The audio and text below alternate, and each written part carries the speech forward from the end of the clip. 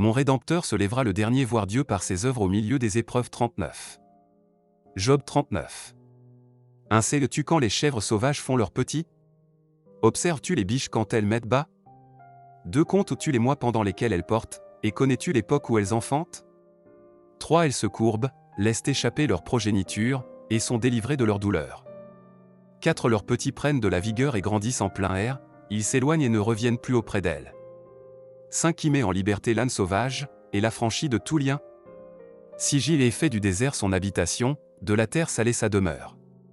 7. Il se rit du tumulte des villes, il n'entend pas les cris d'un maître.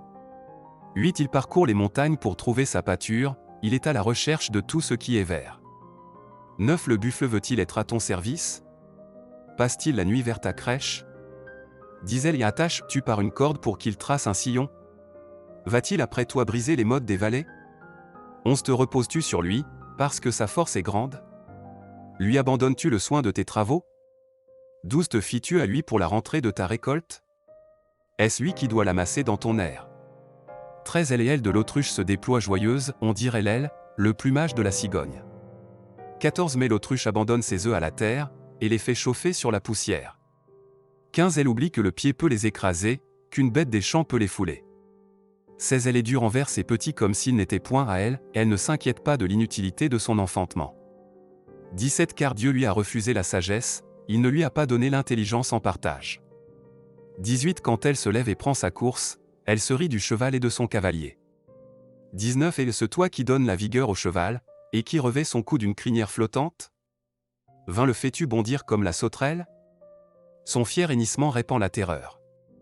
21. Il creuse le sol et se réjouit de sa force, il s'élance au-devant des armes. 22. Il se rit de la crainte, il n'a pas peur, il ne recule pas en face de l'épée. 23. Sur lui retentit le carquois, brille la lance et le javelot. 24. Bouillonnant d'ardeur, il dévore la terre, il ne peut se contenir au bruit de la trompette. 25. Quand la trompette sonne, il dit « En avant ».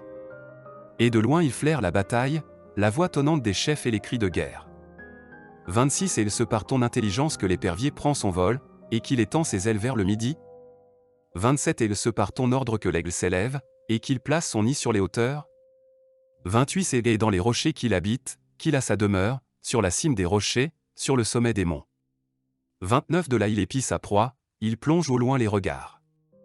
30. Ses petits boivent le sang, et là où sont des cadavres, l'aigle se trouve.